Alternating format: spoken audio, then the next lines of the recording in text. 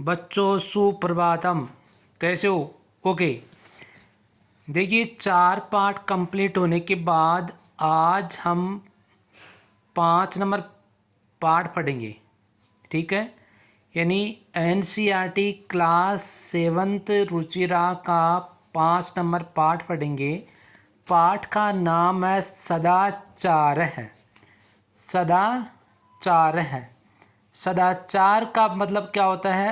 अच्छा आचरण करना। ठीक है, इसका अर्थ क्या होता है? अच्छा आचरण। अब सबसे पहले तो इसका आपको संधि विच्छेद भी आना चाहिए भाई।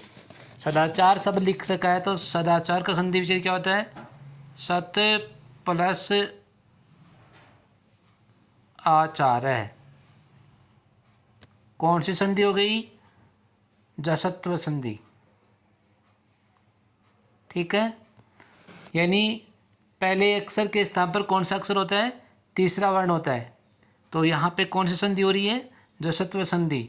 और संधि विच्छेद सत प्लस आचार है। अब देखिए पहला नंबर श्लोक देखना।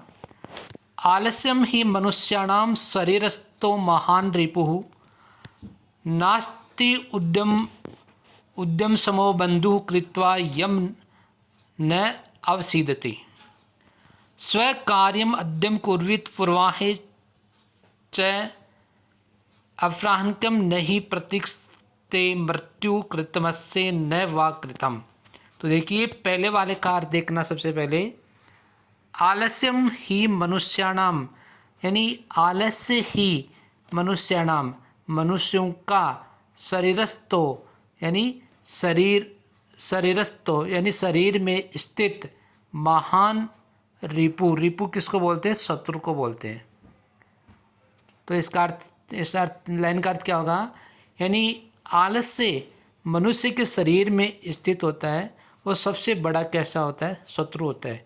आलस्यम ही मनुष्याणाम शरीरस्थो महान रिपु, आलस्य मनुष्य के शरीर में स्थित सबसे बड़ा शत्रु होता है। यानी जिस मनुष्य के शरीर में आलस्य होगा वो उसका सबसे बड़ा क्या है? शत्रु है। आगे, नास्ति उद्यम समो बंधु कृत्वा यम न अवसीदति। नास्ति में नहीं, नास्ति उद्यम यानी नास्ति प्लस उद्यम, कौन सी संधि हो गई यहाँ पे? यण संधि हो गई। ठीक है, कौन संधि आ रही है? यण संधि। तो नास्ति मिस नहीं, उद्यम, उद्यम किसको बोलते हैं? परिश्रम को। ठीक है, समो समान, बंधु, बंधु का मतलब होता है भाई या मित्र, कृत्वा करके, यम, यम का मतलब होता है जो या जिसे। आगे देखना, न अवसीदति, अवसीदति का मतलब क्या होता है? दुखी होना। ठीक है, न मिस नहीं।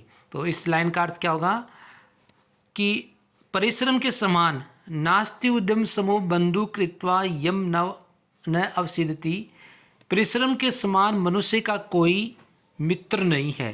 ठीक है ना, यानी परिश्रम के समान, किसके समान?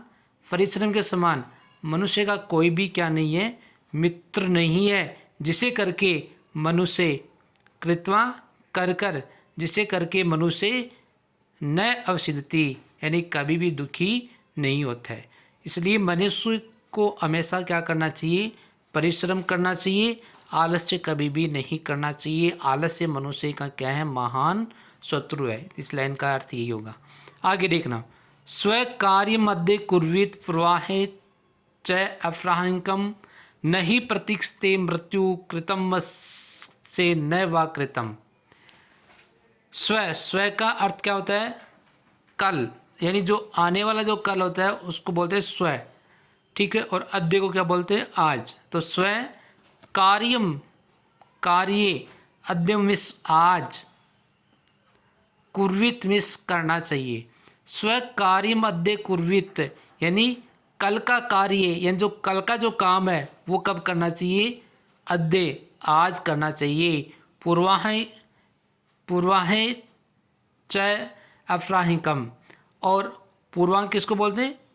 दोपहर के बाद वाला। ठीक है, यानी और दोपहर के बाद वाला जो कार्य होता है वो क्या करना चाहिए? दोपहर से पहले ही करना चाहिए। भाई जो दोपहर का जो काम होता है उसको दोपहर से पहले ही करना चाहिए, और कल का कार्य आज ही करना चाहिए। न नहीं प्रतीक्षते मृत्यु कृतम से न वा कृतम, क्योंकि है ना, न मिस नहीं, प्रतीक्षा के मतलब होता है प्रतीक्षा करती है मृत्यु, यानी क्योंकि मृत्यु क्या करती है, कभी भी किसी की प्रतीक्षा नहीं करती है, यानी वो कभी भी इंतजार नहीं करती है। कृतम से न वा कृतम, यानी इसका कार्य किया हुआ है या नहीं किया हुआ है। कृतम से न वा कृतम, यानी इसका कार्य, वा मिस होता है अथवा, तो इसका कार्य किया हुआ है या नहीं किया हुआ है। तो देखो इस लाइन को दोबारा सर देखना, स्वकार्य मध्य कुर्वीत पूर्वाहे च अफ्राहिकम नहीं प्रतीक्षते मृत्यु कृतम से न वा कृतम, यानी कल का कार्य आज ही करना चाहिए और दोपहर का कार्य दोपहर से पहले ही करना चाहिए। नहीं प्रतीक्षते मृत्यु, यानी मृत्यु किसी की प्रतीक्षा नहीं करती है कि इसका कार्य किया हुआ है या नहीं किया हुआ है, इसलिए अपना काम क्या करना चाहिए, समय पर करना चाहिए।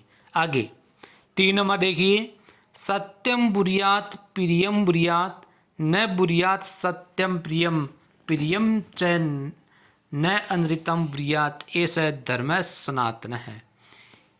सत्यम बुरियात, सत्यम में सत्य, बुरियात में बोलना चाहिए, सत्य बोलना चाहिए। प्रियम बुरियात न बुरियात सत्यम प्रियम, यानी सत्य बोलना चाहिए और प्रिय बोलना चाहिए, लेकिन न बुरियात सत्यम अप्रियम, यानी अप्रिय सत्य नहीं बोलना चाहिए। हमेशा मनुष्य को सत्य बोलना चाहिए, ठीक है, और कैसा, प्रिय बोलना चाहिए, लेकिन कभी भी अप्रिय सत्य नहीं बोलना चाहिए, ठीक है ना, अप्रिय सत्य नहीं बोलना चाहिए।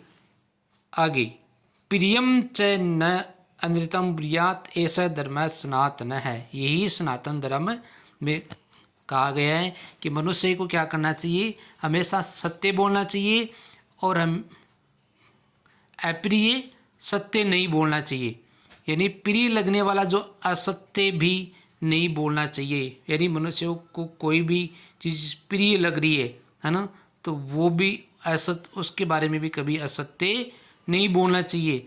यही सनातन धर्म है, ठीक है, यानी यही क्या है, सनातन धर्म माना गया है। आगे वाला, सर्वदा व्यवहारे स्यात् औदार्यम सत्यता तथा ऋजुता मृदुता च अपि कौटिल्यम न कदाचन है। सर्वदा मिस हमेशा, क्या होता है, हमेशा। व्यवहारे स्यात्, स्यात् मिस करना चाहिए, तो क्या मनुष्य, यानी सर्वदा व्यवहारे स्यात् औदार्यम सत्यता तथा ऋजुता मृदुता च अपि कौटिल्यम कदाचन है, यानी मनुष्य के व्यवहार में हमेशा क्या करना चाहिए, उदारता, औदार्यम उदारता, ठीक है, और सत्यता और सच्चाई तथा ऋजुता मृदुता च अपि कौटिल्यम न कदाचन, कदाचन में कभी भी, ठीक है, यानी उसी प्रकार जिस प्रकार ऋजुता मृदुता, ऋजुता किसको कहते हैं, सरलता, ठीक है, सरल, और मृदुता यानी मृदुल, यानी कोमल होनी चाहिए। यानी मनुष्य के व्यवहार में हमेशा क्या होना चाहिए, उदारता, सच्चाई तथा उसी प्रकार क्या होना चाहिए, सरलता और कोमलता होनी चाहिए, यानी कोमल होना चाहिए। च अपि कौटिल्यम न कदाचन है, यानी लेकिन कभी भी हमारे व्यवहार में क्या नहीं होनी चाहिए, कौटिल्यम यानी कुटिलता नहीं होनी चाहिए। आया समझ में। आगे वाला, श्रेष्ठम जन्म गुरुम च अपि मात्रम पितरम तथा मनसा कर्मणा वाचा सेवत सततम सदा। श्रेष्ठम जन्म गुरुम च अपि, च मिस और, अपि मिस भी, श्रेष्ठ, है ना, तो इस लाइन का अर्थ क्या होगा,